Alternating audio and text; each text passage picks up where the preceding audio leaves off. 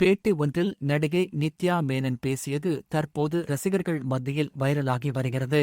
இதில், நாங்கள் ஒரு நிகழ்ச்சிக்கு சென்றால், ரசிகர்கள் பலரும் எங்களிடம் கை கொடுக்கவும், ஒட்டி உரசி நின்று புகைப்படம் எடுக்கவும் கேட்கிறார்கள்.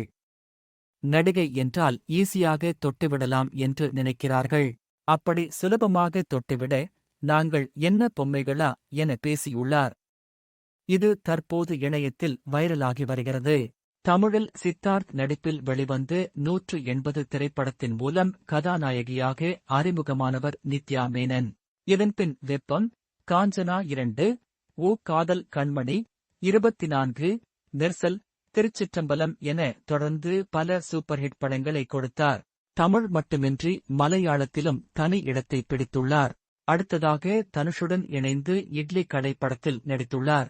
இப்படத்தை திரையில் காண ரசிகர்கள் ஆவலுடன் காத்துக் கொண்டு இருக்கிறார்கள்.